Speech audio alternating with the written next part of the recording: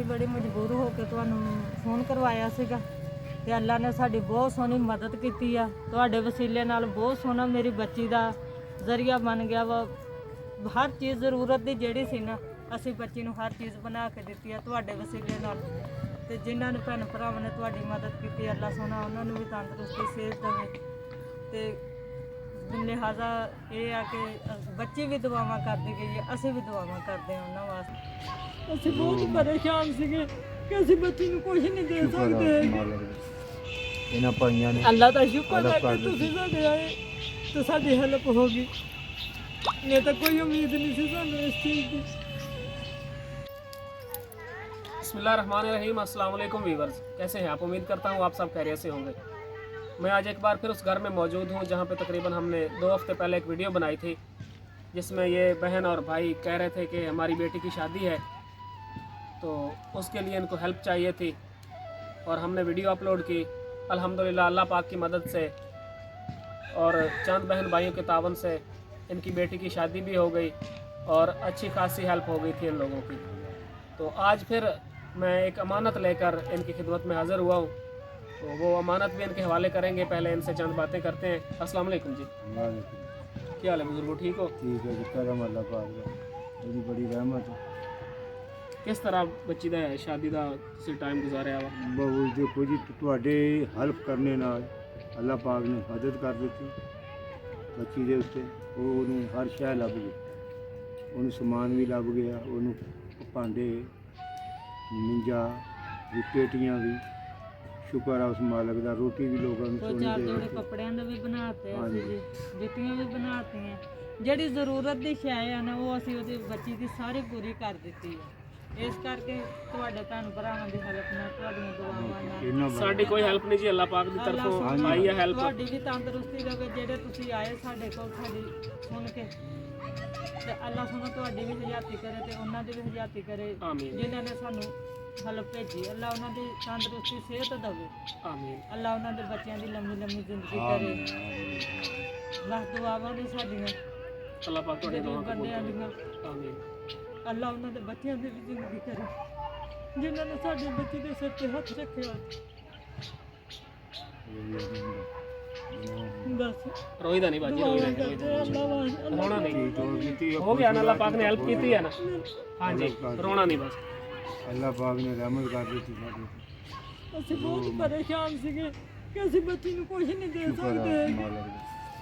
ਇਹਨਾਂ ਭਾਈਆਂ ਨੇ ਅੱਲਾ ਦਾ ਸ਼ੁਕਰ ਹੈ ਅੱਲਾਹ ਕਿ ਕਰ ਤੁਸੀਂ ਸਾਡੇ ਆਏ ਤੇ ਸਾਡੀ ਹੈਲਪ ਹੋ ਗਈ, ਨਹੀਂ ਤਾਂ ਕੋਈ ਉਮੀਦ ਨਹੀਂ ਸੀ ਸਾਨੂੰ ਇਸ ਚੀਜ਼ ਦੀ।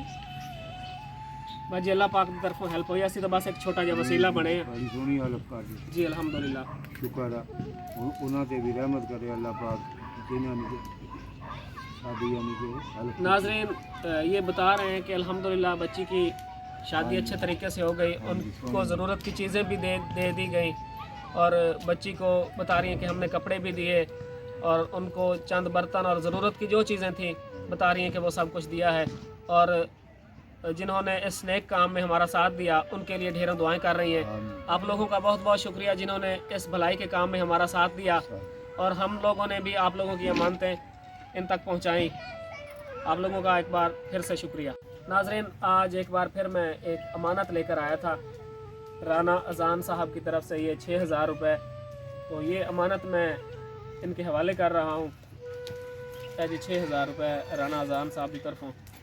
हाँ जी, मेहरबानी रहना जाए। अल्लाह पाक उन्हें खुश रखे, मालक और जिन्नियां भी वो दिल दी ख्वाहिशां अल्लाह पाक पूरियां करे। आमीन। उन्हें साड़ी यानी कि मदद की थी, अल्लाह पाक वो मदद करे। ਅੱਲਾ ਸੋਹਣਾ ਉਹਦੇ ਬੱਚਿਆਂ ਦੀ ਹਰ ਖੁਆਇਸ਼ਾਂ ਪੂਰੀਆਂ ਕਰੇ, ਜੋ ਉਹਨਾਂ ਦੇ ਦਿਲੀ ਖੁਆਇਸ਼ਾਂ ਨੇ ਉਹਨਾਂ ਦੀਆਂ ਖੁਆਇਸ਼ਾਂ ਪੂਰੀਆਂ ਕਰੇ। मोहम्मद आले मोहम्मद ਦੁਆ ਕਰਦੇ ਹਾਂ ਉਹਨਾਂ ਦੇ ਹੱਕ ਦੇ ਵਿੱਚ, ਜਿਨ੍ਹਾਂ ਜਿਨ੍ਹਾਂ ਨੇ ਵੀ ਸਾਡੀ ਮਦਦ ਕੀਤੀ ਆ ਉਹਨਾਂ ਦੀ ਅੱਲਾ ਸੋਹਣਾ ਮਦਦ उन्हें ਕਰੇ। रहम करे। ਅੱਲਾ ਉਹਨਾਂ ਦੇ ਆਪਣੀ अल्लाह ਰਹਿਮਤ पाक ਰੱਖੇ। ਤੁਹਾਡੇ ਤੇ ਵੀ यानी कि अल्लाह ਮਾਲਕ पाक ਉਹਨਾਂ ਦੇ ਸਦਕੇ ਸਾਡੇ ਤੇ ਵੀ ਕਰੇ। मालक आमीन। ਤੁਹਾਨੂੰ ਵੀ ਖੁਸ਼ ਰੱਖੇ ਅल्लाह ਨੇ। ਬਾਕੀ ਇਹ ਹੈ ਕਿ ਅਸੀਂ ਇਹ ਚਾਹੁੰਦੇ ਹਾਂ ਕਿ ਚਲੋ ਸਾਡੀ ਤੁਹਾਡੇ ਚਾਰ ਮਾਲ ਦੀਵਾਰੀ ਹੋ ਜਾਨ ਜੇ, ਦੇ ਸਾਡਾ ਬੱਚਿਆਂ ਦੀ ਵਾਸ਼ਰੂਮ care ਨਹੀਂ ਕਰੋ। ਸਹੀ, ਅਸੀਂ ਅੱਧੇ ਅੱਧੇ ਨਜ਼ਰ ਆਉਂਦੇ ਆ ਬਾਹਰ। ਤੁਸੀਂ ਦੇਖ ਸਕਦੇ ਜੋ ਬੱਚੇ ਕਿਸ ਤਰ੍ਹਾਂ ਖੇਡਦੇ ਨੇ। ਦੂਸਰੀ ਬੱਚੀ ਵੀ ਮੇਰੀ ਹੈਗੀ 12 ਸਾਲਾਂ ਦੀ, ਤੇ ਇਸ ਇਹ ਪਰਦਾ ਹੋ ਕਰਕੇ ਜਾਏ ਤਾਂ ਬਹੁਤ ਚਲੋ ਪਰਦਾ ਹੋ ਜਾਏ ਤੇ ਚਲੋ ਬਹੁਤ ਅੱਛਾ ਵਾ ਸਾਡੇ ਵਾਸਤੇ। ਸਾਡੇ इंशाल्लाह बाजी असी कोशिश करांगे कि ਤੁਹਾਨੂੰ ਚਾਰ ਦੀਵਾਰੀ ਵੀ ਅਸੀਂ इंशाल्लाह कोशिश करेंगे कि ਤੁਹਾਨੂੰ बनवा के दईए इंशाल्लाह। ਮਿਹਰਬਾਨੀ ਤੁਹਾਡੀ। जी नाजरीन, मैंने अमानत इनके हवाले कर दी है और ये कह रहे हैं कि हमारी एक और बच्ची है और ये पर्दा नहीं है, बता रही हैं कि 4 दीवारी नहीं है, तो 7 ग्राउंड है, तो ये कह रहे हैं कि हमें ये 4 दीवारी बनवा कर दी जाए। आप लोगों से रिक्वेस्ट है कि जिस तरह आप लोगों ने पहले इनकी बेटी की शादी के लिए इनके साथ तावन किया है, इसी तरह इनके लिए ये 4 दीवारी भी बनवा कर दी जाए। जज़ाकल्लाह। ਬਈ ਅਸੀਂ ਬੜੀ ਮਜਬੂਰ ਹੋ ਕੇ ਤੁਹਾਨੂੰ ਫੋਨ ਕਰਵਾਇਆ ਸੀਗਾ ਤੇ ਅੱਲਾ ਨੇ ਸਾਡੀ ਬਹੁਤ ਸੋਹਣੀ ਮਦਦ ਕੀਤੀ ਆ। ਤੁਹਾਡੇ ਵਸੀਲੇ ਨਾਲ ਬਹੁਤ ਸੋਹਣਾ ਮੇਰੀ ਬੱਚੀ ਦਾ ਜ਼ਰੀਆ ਬਣ ਗਿਆ ਵਾ। ਹਰ ਚੀਜ਼ ਜ਼ਰੂਰਤ ਦੀ ਜਿਹੜੀ ਸੀ ਨਾ, ਅਸੀਂ ਬੱਚੀ ਨੂੰ ਹਰ ਚੀਜ਼ ਬਣਾ ਕੇ ਦਿੱਤੀ ਆ ਤੁਹਾਡੇ ਵਸੀਲੇ ਨਾਲ।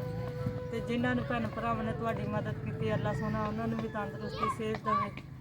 ਤੇ ਲਿਹਾਜ਼ਾ ਇਹ ਆ ਕਿ ਬੱਚੀ ਵੀ ਦੁਆਵਾਂ ਕਰਦੀ ਗਈ ਹੈ, ਅਸੀਂ ਵੀ ਦੁਆਵਾਂ ਕਰਦੇ ਹਾਂ ਉਹਨਾਂ ਵਾਸਤੇ।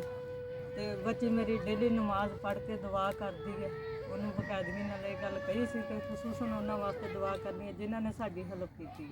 ਤੇ ਅਸੀਂ ਵੀ ਦੁਆਵਾਂ ਮੰਗਦੇ ਹਾਂ ਉਹਨਾਂ ਵਾਸਤੇ ਕਿ ਅੱਲਾ ਸੋਹਣਾ ਉਹਨਾਂ ਦੀ ਵੀ ਮਦਦ ਕਰੇ ਤੇ ਅੱਲਾ ਸੋਹਣਾ ਉਹਨਾਂ ਦੀ ਸਾਰੀਆਂ ਮੁਸ਼ਕਲਾਂ ਆਸਾਨ ਕਰੇ ਤੇ ਅੱਲਾ ਉਹਨਾਂ ਦੀ ਹਰ ਪਰੇਸ਼ਾਨੀ ਦੂਰ ਕਰੇ ਤੇ ਅੱਲਾ ਸੋਹਣਾ ਉਹਨਾਂ ਦੀ ਹਰ ਖੁਆਇਸ਼ਾਂ ਪੂਰੀਆਂ ਕਰੇ। ਜਿਨ੍ਹਾਂ ਨੇ ਵੀ ਸਾਡੀ ਹੈਲਪ ਕੀਤੀ ਹੈ, ਜਿਨ੍ਹਾਂ ਨੇ ਨਹੀਂ ਵੀ ਕੀਤੀ, ਉਹਨਾਂ ਵਾਸਤੇ ਵੀ ਅਸੀਂ ਦੁਆ ਕਰਦੇ ਹਾਂ।